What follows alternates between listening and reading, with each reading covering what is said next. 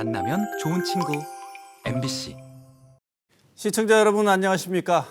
우리나라는 내년이면 만 65세 이상 인구가 전체의 20%를 넘는 초고령 사회로 접어들게 됩니다.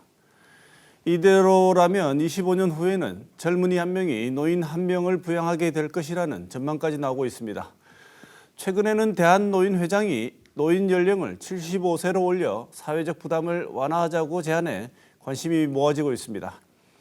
이번 주 토크오는 초고령 사회 진입을 앞두고 노인 연령 기준 상향에 대해 토론해 보겠습니다. 먼저 오늘 모신 두 분 패널 소개합니다. 이상희 제주대 의과대학 교수 나오셨습니다. 어서 오십시오. 네, 안녕하십니까? 이진숙 대구대 사회복지학과 교수 나오셨습니다. 어서 오십시오. 안녕하세요. 반갑습니다. 이제는 옛날 노인이 아니라는 것은 너무나 주위에서 많이 얘기하고 있는 현상인데요. 노인 연령을 구체적으로 상향하자는 이런 언급이 나오게 된 배경과 필요성 먼저 짚어보고 두 분 말씀 듣겠습니다. 배경이라고 하자면 저출생 고령화 이 얘기는 항상 따라오는 얘기지요. 우리나라 노인 연령 기준 상향해야 된다는 목소리 여기저기서 나왔는데 노인 연령 기준 일단 올려야 될지 지금을 지속해야 할지 그리고 올린다면 어느 선이 맞는지 두 분 말씀을 먼저 듣고 얘기를 나눠보겠습니다. 이상희 교수님 먼저 말씀을 주실까요? 네, 올려야 되는데요. 지금 그 노인 스스로가 생각하는 그 노인 연령 기준이 있습니다. 그 노인복지법 제5조에 따라서 법정 조사로 그 노인 실태 조사를 정부가 3년마다 한 번씩 하고 있는데요. 이걸 2020년에 한 조사를 보면 노인 스스로가 생각하는 노년기 시작 기준 연령으로 평균 70.5세다라고 응답을 했거든요. 그리고 3년 후인 2023년에 실시한 노인 실태 조사에서는 이게 1.1세 높아져 가지고 평균 71.6세가 되었습니다. 그러니까 노인 스스로가 71.6세는 돼야 노인이다라고 생각하는 거죠. 그리고 2022년에 서울시에서 또 노인 실태 조사를 했는데 거기서는 평균 72.6세가 나왔습니다. 그러니까 근래에 이루어진 조사에 따르면 한 71세에서 72세는 돼야 노인이다라고 노인 스스로가 그렇게 생각을 하고 계시는 건데요. 그래서 작년에 한국갤럽에서 노인 기준 연령을 만 70세로 올리자. 그러면 어떻게 하냐 이 방안에 대해서 1,002명을 대상으로 국민 여론조사를 했는데 여기서 찬성한다는 의견이 60%가 나왔고요. 반대 의견은 34%입니다. 그러니까 그 두 배의 차이가 나는 거잖아요. 그런데 이 똑같은 조사를 8년 전인 2015년에 했거든요. 그때는 46대 47로 팽팽하게 맞섰습니다. 그런데 왜 이렇게 확 뒤집어졌냐? 20대 30대의 인식이 완전히 바뀌었다고 합니다. 아직 이제 젊은이들이 보기에도 그 정도는 아직 노인이 아니다라고 이제 생각을 하기 시작했다는 말씀이신데 네. 이진숙 교수님 어떻게 보십니까?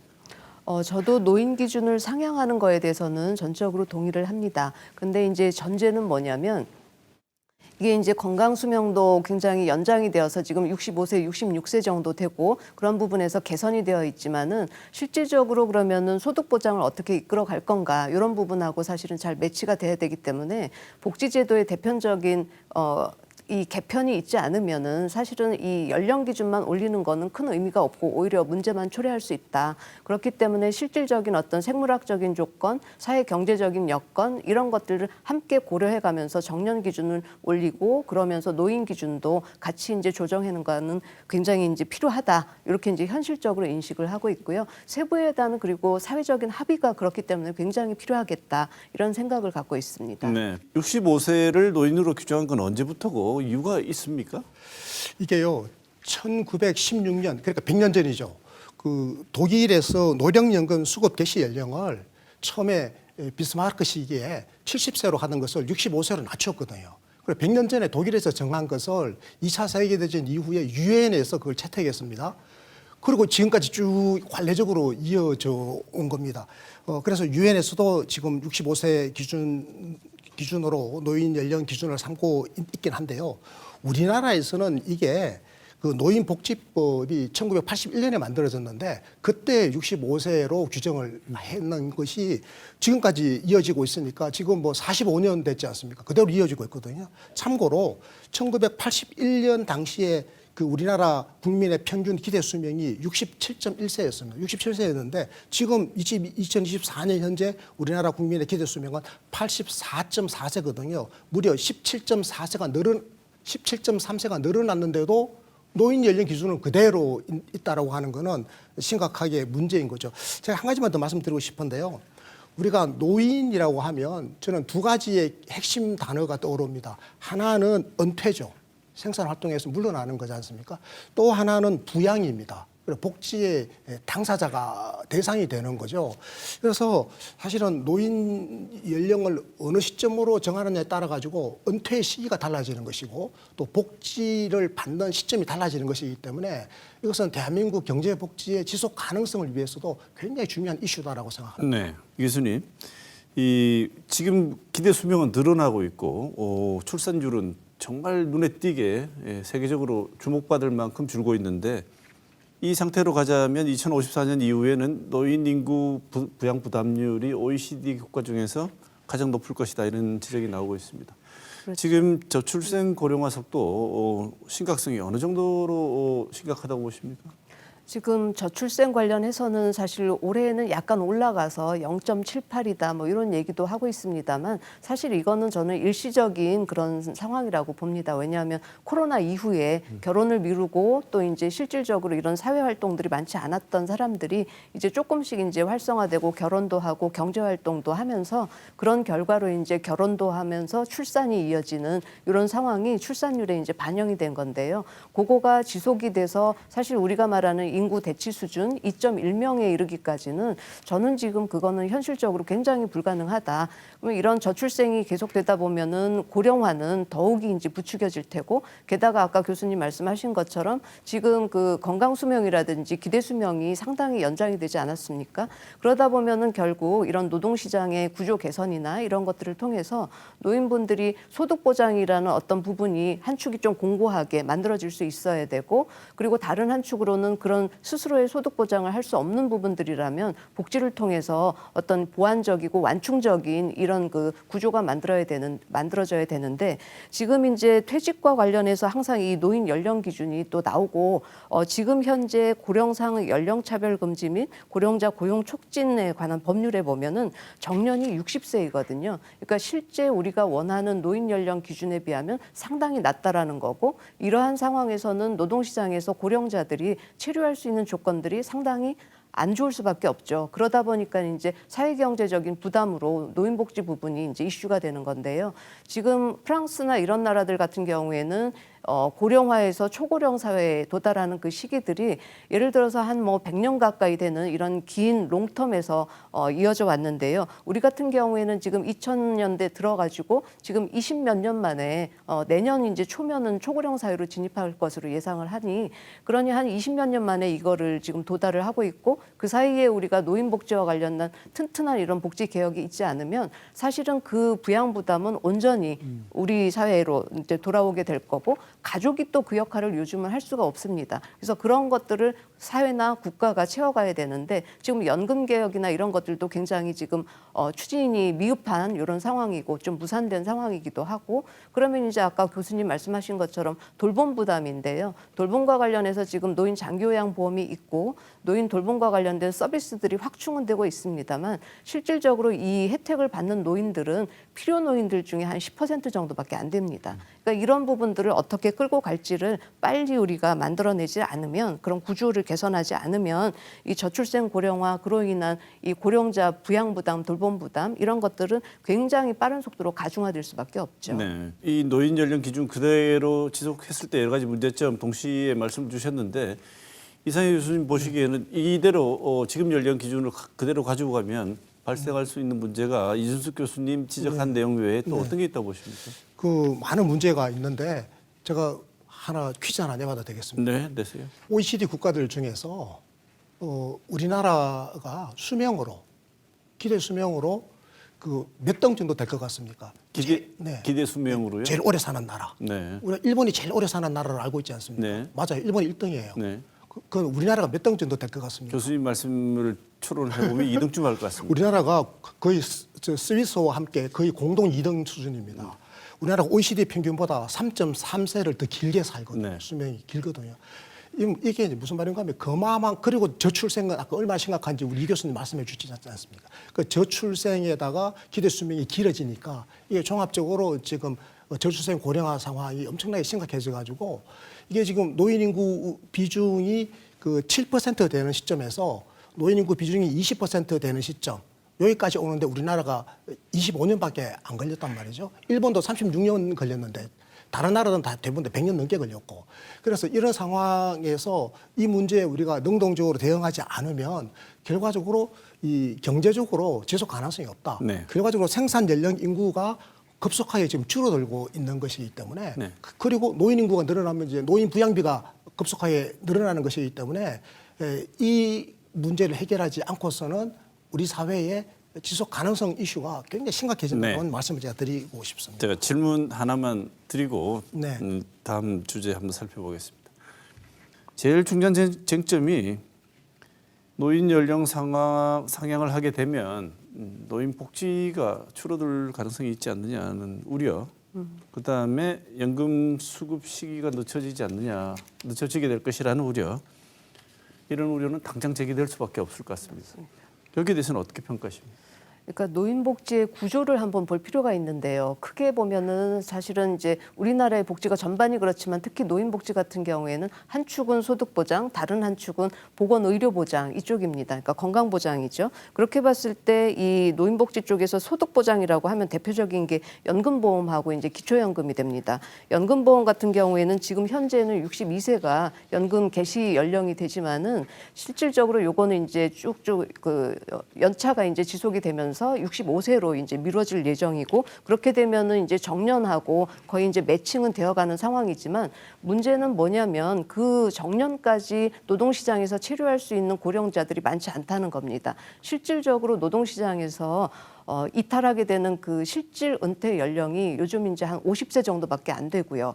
그러고 나서 이제 다시 뭔가 업을 찾는다 해도 대부분은 이제 비정규직으로 가게 되는 이런 상황들이 나타나다 보니까 노인복지 수급 개시 연령까지 그 공백이 한 10여 년 발생할 수도 있고 그러다 보니 실질적으로 뭔가 소득 활동을 하는 연령이 노동시장 내에서 한 71세 정도까지 우리나라에서 이어지게 됩니다. 그러니까 그런 부분들이 뭐냐면 복지가 그 과정을 메꿔주질 못하다 보니까 노인분들은 실제적으로 일을 할 수밖에 없고 그러한 것들이 근데 복지제도에는 제대로 반영이 안 돼서 노인분들은 빈곤층이 될 가능성이 높아지는 그래서 전체 상대 빈곤율을 봤을 때도 40몇 % 정도의 노인들은 빈곤하다 이렇게 이제 나오는 상황이 된 거죠. 그러면 이런 빈곤 문제를 메꿔주기 위해서 기초연금이라는 제도가 있는데 이 기초연금 같은 경우에는 정액은 아니지만 실질적으로는 거의 정액인 이런 그 상황이다 보니 이게 일종의 공적 구조인 성격이 강한 거죠.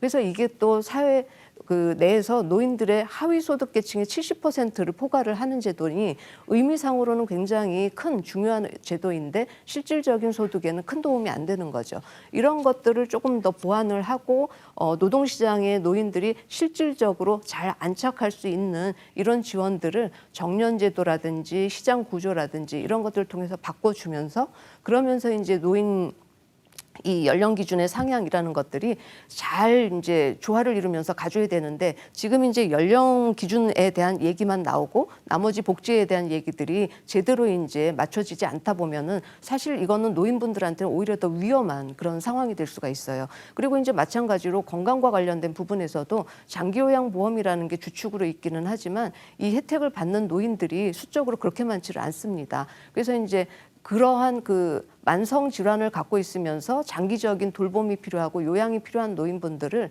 이러한 제도를 통해 갖고 어떻게 지원을 할 건가에 대해서도 사실은 사회적인 합의를 통해서 사회 부담을 좀 늘려가야 되는데 말로는 그런 슬로건들은 계속 나오고 있지만 여전히 가족의 부담이 크거든요. 그러니까 이런 것들을 어떻게 개선을 해나가야 될지에 대해서 종합적인 어떤 구조 개선 또 장기적인 계획 이런 것들이 나오지 않으면 저는 이 예를 들어서 이제 75세로 올린다? 그러면 지금의 정년 기준에서도 한 10여 년의 이런 공백이 더 생기게 되는데 그 사이에 노인들의 문제를 누가 감당을 할 건가? 결국은 노인들 스스로에게만 돌아올 수 있기 때문에 그런 부분들을 우리가 중점적으로 좀 모색을 해봐야 된다. 이런 생각을 합니다. 네. 지금 노인 연령이 이렇게 올라가게 되면 기초연금 미뤄질 수 있고 지하철 무임승차 뒤로 밀리고 진료비 경감받고 있는 것도 없어지고 이런 기타 등등의 복지가 하나씩 더 네. 뒤로 밀리게 되면 실제로 받을 수 있는 노인들 중에서도 특히나 중하위 계층 노인들 같은 경우는 복지가 오히려 후퇴하는 거 아니냐 이런 지적이 있는데 어떻게 보십니까? 이제 이거를 복지 측면에서만 바라봐서는 안 되는 이유입니다. 그게 네. 경제와 복지를 같이 봐야 말이죠. 그 노동과 복지를 같이 바라봐야 되는데요. 지금 60세 정년이 된 게 2017년부터거든요. 지금 7년 됐죠. 그런데 지금 대부분의 유럽 국가들이나 선진국들은 65세 정년 혹은 67세 정년으로 지금 바뀌고 있단 말이죠. 우리나라는 지금 고령화가 가장 심각함에도 불구하고 여전히 60세 정년인 것이죠. 그래서 이 초기 노인 시기에 있는 분들이 더 길게 일할 수 있도록 정년을 일단은 그 연장을 해야 되거든요. 지금 당장 문제가 되고 있는 것이 국민연금 수급 개시 연령입니다. 지금 현재 2024년 현재 국민연금 수급 개시 연령이 63세거든요. 근데 지금 정년은 60세단 말이죠. 3년에 지금 소득 공백이 발생했지 않습니까? 유럽의 모든 나라들은 정년을 하게 되면 바로 연금을 받거든요. 우리는 정년을 했음에도 불구하고 연금 받는 시기하고 이 3년에 갭이 발생해 있단 말이죠. 그런데 이 갭이 앞으로 더 늘어납니다. 왜냐하니까 5년 단위로 지금 1년씩 연금 받는 시기를 늦추도록 해놔가지고 2033년이면 이게 이제 65세가 돼야 국민연금을 받을 수 있거든요. 그러면 60세에 정년을 하고 65세 연금 받으면 5년 동안은 그야말로 소득 없는 공백 시기가 생기게 되고 그리고 만약에 노인 연령을 더 상향 추정해버리면 복지받는 시기는 더 늘어나고 이렇게 되면 사람들이 굉장히 고통스러워지지 않겠습니까? 그래서 일단은 2033년이 우리에게 굉장히 중요합니다. 그 2033년까지 65세 국민연금 수급 개시 연령인 요 시점에서 정년을 지금 60세에서 65세로 바꿔놔야 되는 겁니다. 요거를 먼저 하는 시기가 2033년이 돼야 되고 저는 그 2033년 그 시점에서 노인 기준 연령을 65세에서 70세로 바꿔놓자라고 하는 겁니다. 그래서 2033년을 준비하려면 지금부터 서둘러가지고 공론화하고 입법을 해야 되겠죠. 지금부터 준비를 해야 그렇게 스케줄에 맞춰서 2033년에 정년 기준이 65세로 맞아질 즈음에 네. 노인 연령도 동반해서 바꿀 수 네. 있다. 한 말씀만 더 네. 부과하면요. 그럼 2033년이면 이제 정년 65세가 되죠. 그 다음에 국민연금 수급 연령 65세가 딱 되지 않습니까? 그리고 노인 기준 연령은 70세가 돼 있거든요. 그러면 이제 그때부터 10년에 1세씩을 노인 기준 연령을 상향하면 50년이 지나면 이제 그 노인 회장님 말씀하신 것처럼 이제 75세까지 가죠.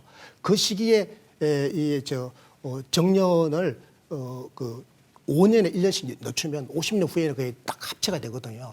이게 대체적으로 지금 학계에서 나온 가장 합리적인 안이라고 봅니다. 이준수 교수님 지금 이 교수님 말씀하신 내용에 대해서는 어떻게 평가하십니까? 저는 뭐 큰 방향으로는 사실은 노동시장 구조하고 정년 구조, 복지수급 기간 뭐 이런 것들이 다 매칭돼야 된다. 요거는 대전제에 대해서는 저도 이제 당연히 동의하고요. 거기다가 조금 이제 복지와 관련된 부분들을 얻는다면 사실은 연금이라는 것들이 있어도 유명무실이면은 안 되는 거고요. 이런 구조에서 그렇게 봤을 때 지금 문제가 연금에서 이제 노령연금 수급자의 월평균 수급액을 보면은 지금 현재 64만 3,377원 정도거든요.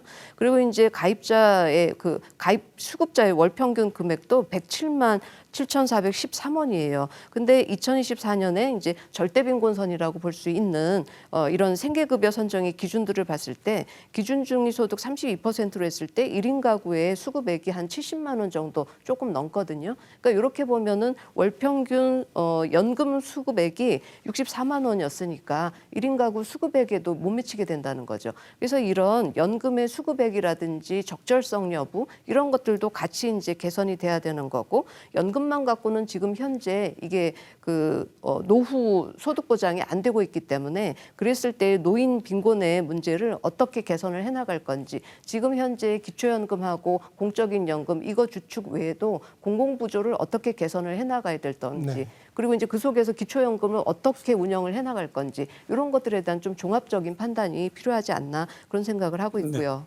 자연스럽게 그 연금만 가지고는 해결이 되지 않는다고 말씀 주셔서 두 번째 쟁점으로 넘어갈 수 있을 것 같은데요. 두 번째 쟁점은 노동 문제입니다.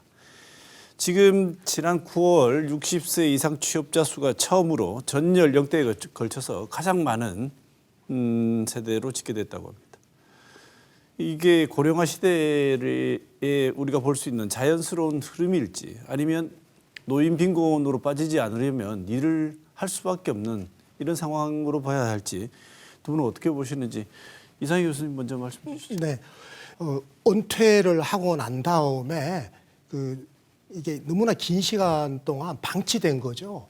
그러니까 우리가 정년을 60세에서 65세로 연장한다라든지 하는 것은 이 5년 동안 국가가 법적 제도적으로 국민의 고용을 안정적으로 보장해 주겠다. 각종 지원을 하겠다라고 하는 의미가 포함되어 있는 거지 않습니까? 그런데 이제 60세에 딱 퇴직하고 나면 그다음부터 이 노인이 될 때까지 이 기간 동안은 경제적으로 방치되다 보니까 또 초기 노인 같은 경우에는 아까 우리 이 교수님 말씀하신 대로 복지가 부족하다 보니까 그야말로 경제적으로 빈곤에 빠지죠. 그래서 65세 이상 우리 노인의 한 40% 정도가 지금 절대 빈곤 상태, 상대 빈곤 상태에 빠져 있지 않습니까? 그래서 이 문제를 해결하기 위해서는 국가가 제도적으로 나서야 된다라고 하는 거죠. 그게 바로 첫 번째 저는 그 정년을 연장해야 된다. 근데 65세까지 설사 정년을 연장했다 하더라도 그럼 65세부터 75세까지 이 초기 노인 시기에 해당되는 분들의 그러면 경제 활동, 노동 활동을 그럼 어떻게 보장할 거냐, 어떻게 이걸 지켜줄 거냐, 여기에 대해서 국가가 저는요 그 고령자 고용 보장을 책임져야 한다고 생각합니다. 제도적으로. 그런데 국가가 이걸 지금 잘 안 하고 있어요. 안 하면서 겨우 한다라고 하는 것이 노인 일자리 사업 정도 해가지고 용돈 나눠준 거 정도를 하고 있는데 이걸로는 노인 빈곤 문제를 해결할 수가 없고 그럼 결국 노인 빈곤 문제가 이 경제와 노동 시장에서 스스로 해결되지 못하면 그래서 이제 국가 복지의 재정적 부담이 엄청 커지게 되는 거죠. 딱 우리 이 교수님 말씀하신 것처럼 이것도 지금 제대로 안 되고 있는 것 아니겠습니까? 그래서 제가 노인 연령 기준을 상향 조정한 이후에 그러면 70세 이후 혹은 이 후기 고령자들에게는 더 많은 기초임금을 더 선별적으로 더 지급할 수 있도록 이런 장치도 좀 도입해야 된다고 생각하고 또 하나는 이제 공공부조, 국민기초생활보장제도도 이 후기 고령자들에게는 더 관대하게 작동될 필요가 있다고 생각합니다. 네. 그러지 않아도 청년 일자리가 없어서 난리인데 노인 세대가 이렇게 연금까지 가는 공백을 메꾸기 위해서 국가가 나서서 적극적으로 일자리를 가질 수 있도록 개입을 해달라고 하는 순간 청년층 일자리는 줄어들 수밖에 없다. 이런 걱정이 있어서 세대 간의 갈등 유발되면 어떡하나 이런 걱정도 있습니다. 이 교수님 이건 어떻게 보십니까? 그런데 이제 실질적으로 봤을 때는 고령자들이 계속 일할 수 있는 그런 희망하는 이런 업종이나 일자리가 젊은 층이 원하는 거하고는 또 다르기도 하고 실질적으로 봤을 때 비정규직 안에서도 고령자들이 차지하는 비중이 젊은 층에 비해서는 훨씬 더 높거든요. 그렇게 봤을 때 우리가 이런 것들을 너무 부정적으로만 볼 필요는 없고 고령자들한테 좀 친화적인 그런 일자리가 뭐가 있을지 업종이 뭐가 있을지 이런 것들 이제 적극적으로 보기도 하면서 젊은 층하고 충돌이 되지 않을 수 있는 그런 방안들이 분명히 있을 거라고 봅니다. 그렇기 때문에 서로가 잘할 수 있는 것들을 잘 하도록 하고 양측이 다 노동시장 안에서 같이 체류할 수 있는 이런 좀 일자리의 다양화 이런 것들도 만들어내고 고용 형태라든지 이런 것들이 너무 유연화되는 건 저도 이제 희망하지 않습니다만 어느 정도까지는 그런 것들이 반영이 되어야 되지 않을까. 그래서 사실은 노인분 스스로도 노동을 통한 또는 어떤 경제활동을 통한 자기 소득을 가질 수 있어야지 그게 어찌 보면은 또 복지의 그 중심축이 될 수 있는 거고요. 그런 것들을 통해서 사회에 경제 총량이 커질 수 있다라면 또 그 결과가 젊은 층한테도 돌아오게 될 수 있지 않을까. 저는 좀 그런 생각을 하고 있습니다. 네. 이 얘기만 나오면 항상 이 청년층 일자리 뺏는다 그러는데 글쎄요 일자리 뺐나 모르겠습니다. 사실 제가 이 주제와 관련해 가지고 최근 한 10년 사이에 뭐 방송이라든지 여러 곳에서 제가 토론을 한 적이 있었고 심지어 청년과 제가 맞 토론을 한 적도 있었는데 거의 한 10년 전쯤에는 사실은 제가 그걸 부분적으로 인정을 했습니다. 왜냐하니까 대기업 일자리나 공기업 공무원 일자리는 그때는 한 10년 전에 굉장히 심각하게 이게 서로 충돌하는 거였습니다.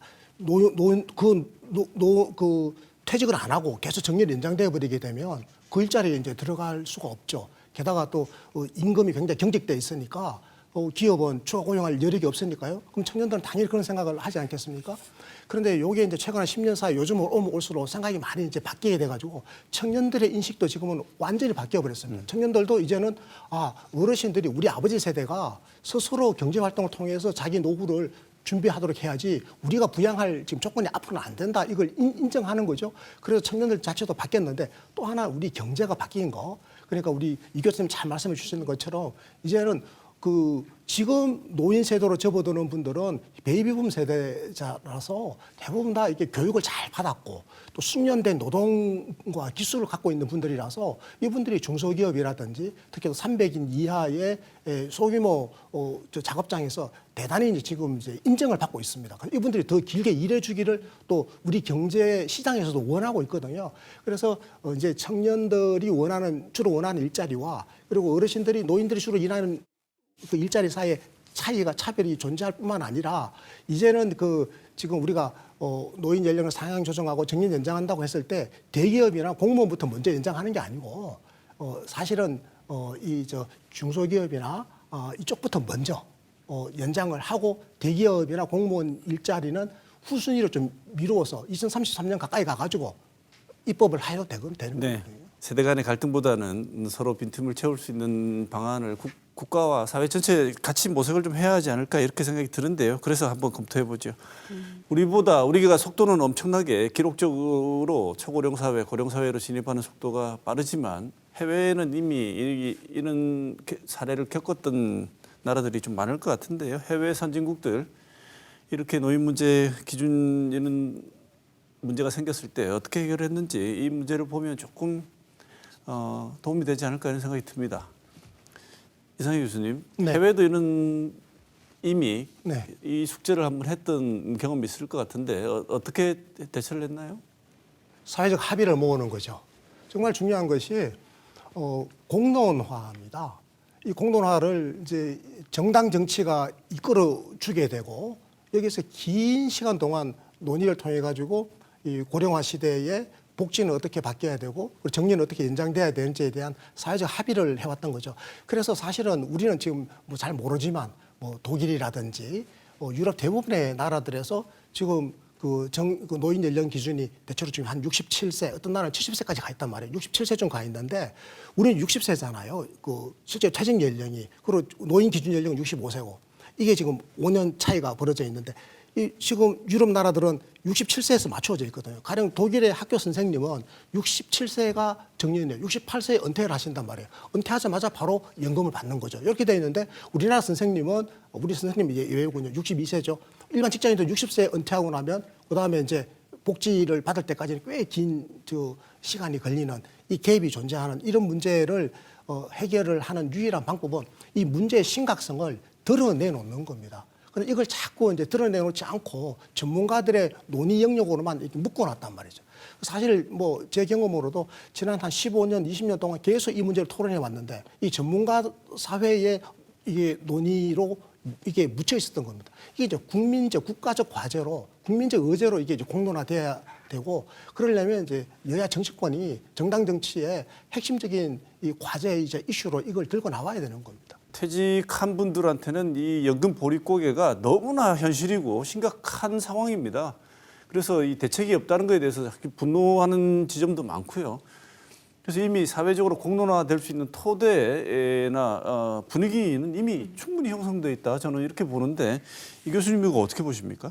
저는 조금 전에 이상희 교수님께서 말씀하신 이런 그 정치와 또 사회적인 합의를 통한 어떤 그 기준의 좀 원활한 도출 이런 것들이 굉장히 필요한데 사실 거기에서 우리가 이제 논의의 중심에 세워야 될 주체는 누구라고 보냐면 사실은 기업이라고 봅니다. 왜냐하면 이 정년제도라는 것 또 그와 연동된 이런 노인 연령 기준이라는 게 사실 근대적 자본주의의 탄생 과정에서 필요로 했고, 그러니까 자본가들이 필요로 했고 그러다 보니까 일종의 이제 노동자에 대한 어떤 그 관리의 도구 이런 것들로 기능한 부분들이 실질적으로 있기도 했고 그러다 보니까 그 전통에서 오늘날까지도 이런 경직적인 연령 기준이 계속 유지가 된 부분이 있었던 거고 우리 사회에서는 지금 노인 복지가 취약한 상황에서 그럼에도 불구하고 노인들이 노동시장에서 적극적으로 머물지 못하는 이런 결과로까지 이제 이어져 온 게 된 거죠. 그래서 사실은 기업에서도 이런 부분에 적극적으로 논의의 중심으로 뛰어들면서 스스로가 좀 대안들을 많이 내놔야 되는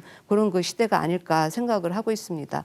그러니까 그런 맥락에서 한번 아까 잠깐 해외 사례를 봤습니다만 미국 같은 경우에는 정년이 폐지된 상태이고 물론 이제 국가 중심의 복지 복지가 조금은 유럽에 비하면 떨어진 부분이 있기는 하지만 그런 것들이 또 기업 복지를 통해서 완충이 될 수 있는 그런 제도들이 또 있기 때문에 기업도 이제는 복지에 대해서 책임을 지고 중심적인 어떤 주체로서 기여를 할 수 있는 방안들을 적극적으로 내놔야 되고 그렇다라면 노인 일자리와 관련된 어떤 대안들 그리고 이제 기업 내에서의 노인과 관련된 복지 또는 퇴직 이후에까지 이어질 수 있는 어떤 기업 복지 측면 이런 것들을 같이 내놓지 않으면 사실은 이제 앞으로 이 사회가 굉장히 이제 갈등에 휩싸일 수밖에 없고 기업은 기업대로 경제적인 어떤 이득은 단기적으로는 가져오게 되겠지만은 장기적으로 봤을 때는 기업도 존속하기는 어렵지 않을까. 왜냐하면 생산층에 이런 연령 인구들이 부족하게 되는 건 누가 봐도 당연한 일이니까. 그래서 그런 부분에는 적극적으로 좀 기업의 역할이 필요하다.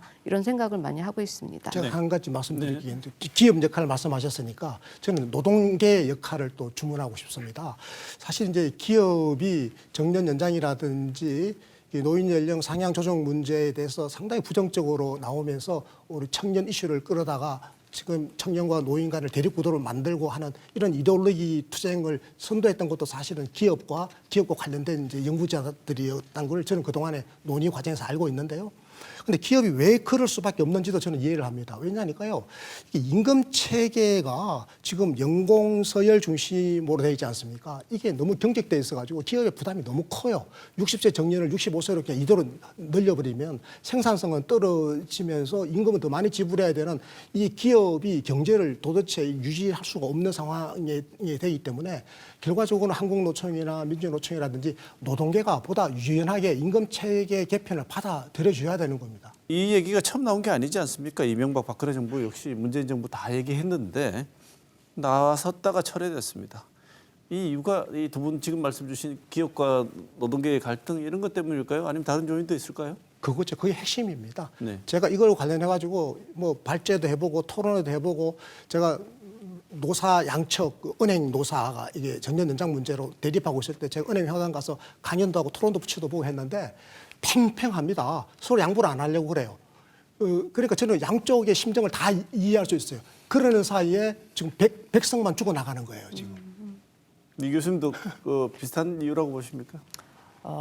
사실은 우리 사회에 그런 다양한 갈등들이 있습니다만 이런 부분이 굉장히 첨예한 갈등의 이슈이고 그러면서 이제 우리 사회에서는 이게 봉합되고 좀 합의를 도출하는 이런 그 합의의 구조가 성숙되지 못하다 보니까 조금 전에 교수님 말씀하신 것처럼 각자의 주장은 하지만은 뒤로 이제 한 걸음씩 물러나면서 합의에 이제 참여하지 못하는 이런 구조들이 너무 지금 확산이 되어 있지 않는가 그런 좀 아쉬움이 있는 거죠. 그래서 이제 그런 맥락에서 사실은 우리가 정당 정치라는 것도 잘 활용을 해야 되는 거고 그런데 우리 정당의 구조들을 보면은 정책 정당들이 없지 않습니까? 솔직하게 말씀드려서 그렇게 봤을 때 이런 이슈 대립에 대해서 어떤 서로의 주장도 내세우면서 목소리를 좀 좁혀갈 수 있는 이런 구조가 만들어져야 되는데 모든 면에서 그런 것들이 너무나 부족한 것 같습니다. 네. 이 논의를 해야 한다. 이것도 두 분이 동의하고 계시고 논의를 할 때 이 부분만은 중요한 요소로서 반드시 고려되어야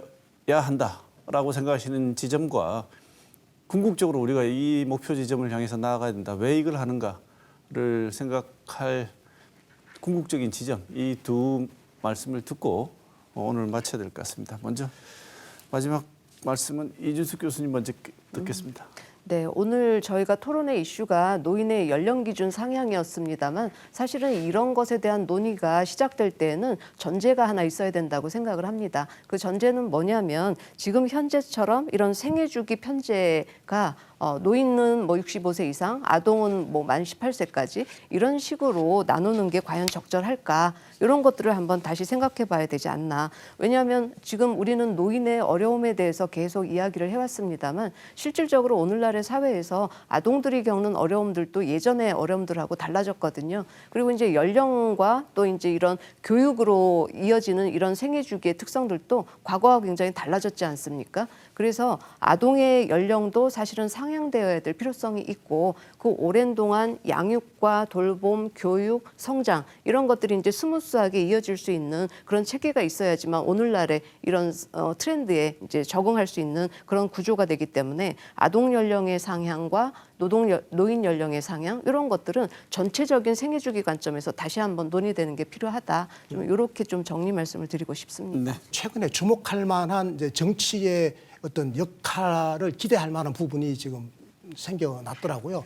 제가 이제 우연히 자료를 찾다 보니까 사실은 뭐 민주당의 여러 공약인 건 제가 알고 있었습니다만 최근에 지금 민주당의 국회의원 한 분이 이 정년 연장하는 방안을 갖다가 입법을 했더라고요. 대표 발의를 하셨더라고요. 거기에 보니까 기업 규모에 따라서 정년을 그 연장하는 시행 시기를 조금 달리하는 거죠. 그러니까 그 50인 이하의 기업은 당장 법이 만들어지고 나면 그다음에 뭐 1년 안에 그다음에 뭐 또 그 50인에서 300인 기업은 2년 후에 그리고 300인 이상 대기업은 5년 후에 이렇게 해서 2033년까지는 정년을 65세까지 다 연장한다. 게다가 이번에 저 국민의힘 당 대표께서 또 며칠 전에 지난 27일입니다. 그런 말씀을 하셨어요. 이 정년 연장 문제를 피하지 않고 정면으로 이제는 부딪혀서 해결해 나가겠다라고 하는 의지를 밝혔단 말이죠. 그러니까 지금 여야 간에 지금 이 정쟁의 한가운데서도 이 이슈의 중요성에 대한 인식은 하기 시작했으니 이제 이번에 이게 잘 좀 이루어져 가지고 정쟁 대신에 정책 경쟁의 시대가 열려서 이 문제를 해결했으면 좋겠다라는 생각을 하게 됩니다. 네. 자, 이번 주 토크온 초고령 사회 진입을 앞두고 노인 연령 기준 상향 어떻게 해야 할 것인가 문제를 이상희 제주대 의과대학 교수, 이진숙 대구대 사회복지학과 교수 두 분 모시고 좋은 말씀 들었습니다. 두 분 감사드립니다. 고맙습니다. 고맙습니다. 고맙습니다.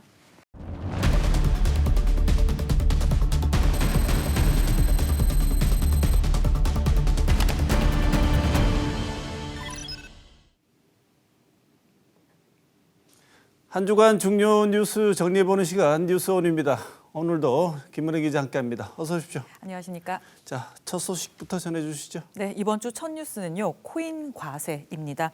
미국 대선에서 트럼프가 당선된 이후에 대표적인 가상 자산 중 하나인 암호화폐 가격이 치솟으면서 지금 전 세계 투자가 몰리고 있는데요. 우리나라에서는 이 가상 자산에 이 세금을 매기는 일이 공방이 되고 있습니다. 내년 1월 1일부터 시행되는 소득세법은요. 이 가상 자산 투자 소득에서 250만 원을 제외를 하고 난 금액의 20% 지방세를 포함하면 22%를 부과하는 겁니다. 국내에서 정말 여기 이 투자하는 사람이 많이 되나요? 그리고 또 이 사람들 과세를 하게 되면 비중이 얼마나 됩니까? 데이터 플랫폼 기업이 가상자산 앱 이용자 수를 기반으로 추정한 국내 투자자 수는 760만 명으로 나타났는데요. 연령별로는 40대, 30대가 많았고 거주지는 서울, 강남구 그리고 직업별로는 직장인이 가장 많은 것으로 나타났습니다. 그리고 금융감독원의 가상자산 보유 현황에 따르면요. 10억 원 이상 초고액 계좌는 전체 계좌의 0.04%에 불과합니다. 현재는 국내외 거래소에서 가상자산을 거래하고 이 차익을 봐도 이 세금은 내지 않지만요. 이걸 재산으로 봐서 상속세와 증여세는 부과하고 있습니다. 네, 그런데 여기에 대해서도 유예 또는 조정으로 의견이 나뉘고 있다면서요? 네, 그렇습니다. 정부와 여당은요. 가상자산 과세를 2년 유예하자는 입장입니다. 한동훈 국민의힘 대표는 이 새로운 자산 형성 도구로 가상자산을 인정해야 되지만 공평 과세를 위한 준비는 덜 됐다면서 유예하자는 입장을 실었습니다. 네, 인프라가 부족하다는 이유로 두 차례나 시행이 미뤄졌는데 네. 이번에 역시 비슷한 이유로 거의 같은 이유로 또 이런 유예 주장이 목소리가 나오고 있다면서요? 맞습니다. 국가 간 가상자산 거래 정보 교환이요. 2027년부터 시작됩니다. 그렇기 때문에 지금은 국가 간 해외 거래소를 이용해서 거래를 할 때 이 내역을 추적해서 과세하기가 어렵다는 겁니다. 그리고 그래서 국내 거래소만 과세를 할 경우에 투자자 간의 형평성 문제가 있고요. 그리고 그렇게 될 경우에는 또 해외 거래로 투자가 쏠릴 가능성이 제기가 되고 있습니다. 네, 이 금투세처럼 이렇게 유예하다가 결국 또 폐지 수순으로 갈 수도 있으니까 일단은 이 과세하는 범위 안으로 들여놓자 이렇게 주장하는 게 시행하자는 쪽의 입장인데 네. 여기에 대해서도 민주당의 5천만 원 공제한도 여기에 대해서도 비판이 많다면서요. 네, 민주당은 시행은 하되 공제액을 250만 원에서 5천만 원으로 상향하는 안을 냈습니다. 이 투자자들의 부담을 낮춘다는 건데요. 공평 과세를 두고는 비판이 나옵니다. 현재 해외 주식이나 펀드 같은 파생 상품 등 다른 금융 상품의 공제 한도는 250만 원이란 말이에요. 이 20배 이상 차이가 나면 공평하지 않다. 그리고 이 주식 시장에 갈 돈이 투기성이 강한 가상자산에 쏠릴 수 있다. 이런 우려가 나오고 있습니다. 네, 그럼 해외 사례는 어떻습니까? 미국이나 영국, 독일, 호주 같은 경우에는요. 기본 세율이나 장단기 투자에 따른 세율은 좀 차이가 있지만 가상자산을 자산으로 분류해서 과세를 하고 있고요. 일본은 가상자산 거래로 인한 소득을 잡소득으로 분류해서 과세를 하고 있습니다. 싱가포르 같은 경우에는 취득 시 소득세를 걷고 있습니다. 소득 있는 곳에 세금을 부과해야 한다는 입장, 그리고 금투세처럼 가상자산 과세도 유예해야 한다는 주장이 지금 이렇게 대치를 하고 있는데요. 중요한 건 이 표계산이 아니라 정책적, 경제적으로 판단해야 할 것 같습니다. 앞으로 시행이 이제 거의 한 달 남았습니다. 국회가 어떤 방향을 잡을지 지켜봐야 할 것 같습니다. 네, 전반적으로 흘러가는 분위기가 금투세 비슷하긴 하네요. 네. 예, 지켜봐야 할 것 같습니다. 네, 다음 소식 전해주시죠. 네, 두 번째 뉴스는요. 부적절한 강연 발언 논란입니다.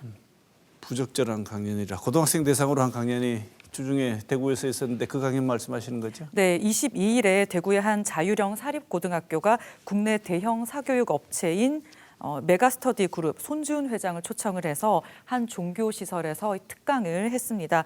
고등학교 1, 2학년 학생들과 교사 등 500여 명이 참석을 했다고 하는데요. 메가스터디 그룹 손지훈 회장이 입시 체제를 설명하는 과정에서 인구 위기 문제를 거론하면서 한 발언이 도마에 올랐습니다. 대학 입시 제도의 특별 전형에 10대가 출산하면 대학 진학의 결정권을 강력하게 열어주는 제도를 써야 된다고 저는 생각해요. 또 아이를 낳지 않으면 대한민국이 유지될 수 없는데 이 대학 가는 것보다 애 낳는 게 더 중요하다면서 여학생들은 생각을 좀 바꿔주길 바란다. 이렇게 이야기를 했습니다. 또 자신이 과거에 가르쳤던 제자에 대해서 이야기를 하면서요. 이 성매매 여성을 지칭하는 단어를 써가면서 얘기한 것도 논란이 되고 있습니다. 너 이렇게 딱 살면 내 눈에 네 인생이 못할 것 같다는 느낌이 든다. 놀이개가 되면 화대라도 받는데 이거는 거꾸로 돈까지 갖다 바치니까. 저분은 어느 시대에 사는 분인가라는 생각이 들게 하는데요. 학생들 참 들을 때 느낌이 어땠을까 걱정입니다. 반응이 고요할 수가 없었겠죠. 특강 후에 성적 수치심을 느꼈다는 학생들, 또 메가스터디를 불매하겠다, 고딩 엄빠를 장려하냐 이런 반응을 전한 언론 보도가 잇따랐습니다. 일부 학부모들이 또 항의를 했다고 하고요. 학교 측은 25일에 메가스터디 손 회장으로부터 사과를 받았다고 밝혔습니다. 메가스터디 측은요, 의도와 달리 학생들이 불편함을 느낀 표현이 있었다면 사과한다는 입장을 밝혔습니다. 하지만 논란이 커지면서요, 대구 여성의 전화는 성명을 통해서 사교육이라고는 하지만 교육을 하는 기관의 수장이 학생들을 대상으로 하는 강의에서 여성을 비하하고 혐오하는 발언을 쏟아냈다는 것은 매우 지탄받아 마땅한 일이라고 비판했습니다. 그러면서 강사는 학교 관계자가 아닌 학생들에게 공식적으로 사과를 해야 하고 또 학교 또한 이 문제를 인지하지 못하고 학생들의 입막음을 한 정황이 있어요. 여기에 대해서 학교 측도 학생들에게 사과를 해야 한다 이렇게 덧붙였습니다. 인구 소멸 위기가 이제 미래의 문제가 아니고 지금 현재 당장 우리 눈앞에 닥친 문제다 이런 얘기 많이 하지 않습니까? 네네. 그런데 이 문제는 심화되고 있다 이런 얘기가 많은데 이 대응이나 대책이 이렇게 소리가 자꾸 나오고 이런 발언들이 사회에서 그래도 중요한 생각을 전하는 사람들 입에서 나오면 과연 이 문제가 제대로 해결될 대책이 나올까 이런 걱정이 많네요. 맞습니다. 제가 올해 중반에 나왔던 여러 대책들을 좀 얘기를 해드릴게요. 국책연구기관인 조세재정연구원이 생산 가능 인구 비중 감소 대책 보고서를 냈는데요. 여기에서 이 남자아이들이 여자아이들보다 발달이 느리다면서 학령기 여성을, 그러니까 여자아이들을 1년 조기 입학을 시키자 이런 안을 냈습니다. 문제가 좀 비판을 많이 받죠. 연구원이 이건 보고서를 쓴 개인의 의견이지 연구원의 의견이 아니다. 뭐 이렇게 해명을 하기도 했고요. 또 서울시 의회의 한 의원은요. 저출생 대책으로 이 괄약근 힘을 줘서 근육을 강화하는 그 케겔 운동이라고 하는데요. 이걸 이제 대책으로 내놨어요. 댄스를 하는 거를 덕수궁 돌담길에서 춤추는 행사를 진행을 하다가 비판을 받아서 중단을 하기도 했습니다. 그리고 서울시는 올해 첫 추경에 정관, 난관, 보건시술 비용 1억 원을 편성을 했다가 또 이게 보도가 많이 됐고요. 또 지자체마다 지금 뭐 솔로들의 만남 주선 이런 대책들이 나오고 있어요. 이런 것들이 다 올해 나오고 있는 일인데요. 뭐 생식 기능이 없어서 아이를 낳지 않는 게 아니다. 무엇이 문제인지 본질 파악 없이 황당한 대책만 나오는데 탄식이 쏟아진다. 이런 보도들이 잇따랐습니다. 아이를 낳으면 아직도 많은 엄마들이 경력 단절을 고민을 해야 되고요. 또 엄마뿐만 아니라 엄마, 아빠 모두가 이 양육 여건에 대한 고민, 그리고 내 집 마련에 대한 부담, 그리고 교육비에 대한 부담 이런 모든 것들이 복합적으로 작용을 한단 말이에요. 그런 거를 조금 알고 저출생 대책을 세워야 할 것 같습니다. 네. 출생 대책 얘기하는 사람들도 사람이지만 이번에 강연이 아니고 막말을 들어야 했던 그것도 강제로 들어야 했던 학생들에게 정말 제대로 사과를 했으면 좋겠습니다. 네, 마지막 소식 전해주시죠. 네, 정치브로커 명태균 씨에서 시작된 각종 의혹에 대통령과 영부인의 이름이 끊이지 않고 거론이 되는데요. 대학가를 중심으로 시작된 시국 선언이 잇따르고 있습니다. 벌써 한 달째입니다. 네, 보수 정당이 집권하고 있는데 보수의 심장이라고 불리는 대구에서 대통령을 향한 시국 선언이 잇따르고 있죠. 네, 지난 26일에도요. 대구 경북에서 지식인 396명이 시국 선언을 발표하고 윤석열 대통령의 퇴진을 요구했습니다. 이들은 무도하고 아둔한 자에게 권력이 주어졌다면서요. 대한민국의 민주주의와 법치의 근간이 곳곳에서 흔들리고 있다, 붕괴되고 있다 이렇게 비판을 했습니다. 그러면서 이 국채보상운동과 4월 혁명의 도화선이 된 228의 도시, 우국의 도시인 땅인 대구 경북의 지식인들은 윤 대통령에게 더 이상 어떤 가능성과 일말의 희망도 바라지 않는다면서 대통령의 자리에서 물러나라 이렇게 밝혔습니다. 앞서서 경북대와 안동대에서도 시국 선언이 있었고요. 학생들도 대자보를 내걸면서 퇴진 요구를 하고 있습니다. 네, 한 달째라고 하셨는데 전국적으로 이 시국 선언이 따르고 있는 상황이죠. 네, 대학가 시국 선언은 지난달 10월 28일에 가천대 교수 노조가 권력의 불법 행위에 대한 시민 불복종 운동이 시작될 것이다라는 시국 성명을 발표한 뒤에 전국에서 이어지고 있습니다. 한 달 동안 전국에서 4,300여 명의 교수들이 윤석열 정권의 퇴진을 촉구하고 있는데요.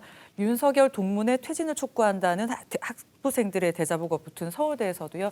교수들이 시국 선언을 했습니다. 시국 선언에 어떤 내용이 담겨 있을지 하나하나 열거하기에는 힘들 것 같고요.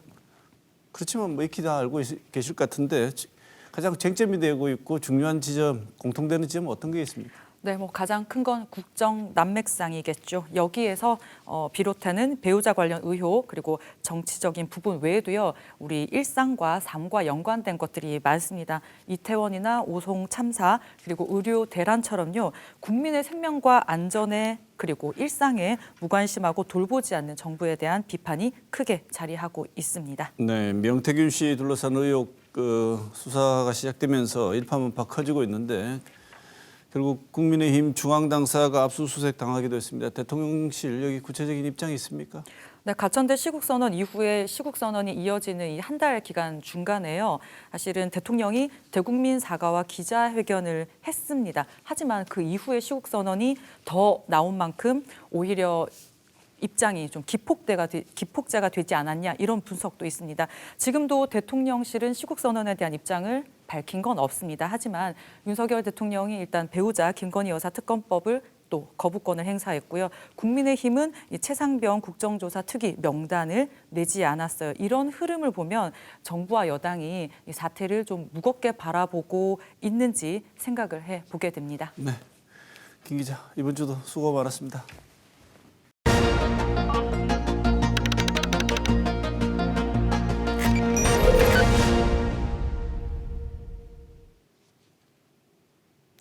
지난주 여당에서 나온 뉴스는 당원 게시판의 작성자를 두고 최고위원회에서 오간 언쟁을 비롯한 집안 싸움 뉴스가 다수를 차지했습니다. 여당 중앙당사의 압수수색으로 이어진 명태균 씨 사건은 아직도 그 파장이 어디까지 이어질지 가늠조차 하기 힘든 상황입니다. 트럼프는 경제학적 상식으로는 이해할 수 없는 규모의 관세 인상을 예고했는데 실제로 강행할 것으로 예상되고 우리나라도 그 파장을 피해갈 수 없는 강한 태풍이 될 것으로 보입니다. 북한의 파병으로 전쟁의 위기감도 전례 없이 고조되고 있습니다. 환율과 증시는 이미 출렁이고 있고 정부의 낙관적인 경제 전망과는 달리 실제로 국민이 체감하는 경제는 너무도 어렵습니다. 쑥대밭은 쑥이 우거진 땅을 말합니다. 밭을 묵히게 되면 따로 심지 않아도 번식력이 강한 쑥이 무성하게 되어 식물을 경작할 수 없을 지경이 되고 맙니다. 그 결과 폐허가 된 땅, 엉망이 된 땅을 비유적으로 말할 때 쑥대밭이 되었다고 합니다. 그래서 쑥대밭은 게으른 농부의 행태와 버려진 땅에 대한 개탄을 함축하고 있는 단어입니다. 지금 우리 경제라는 밭에 경작에 책임 있는 사람들이 하는 행태를 보면, 그리고 민생을 책임지고 끌고 가야 할 집권 여당의 내부 상황을 들여다보면 쑥대밭이라고 개탄했던 그 마음을 지울 수 없습니다. 이번 주 시사호는 여기서 마치겠습니다.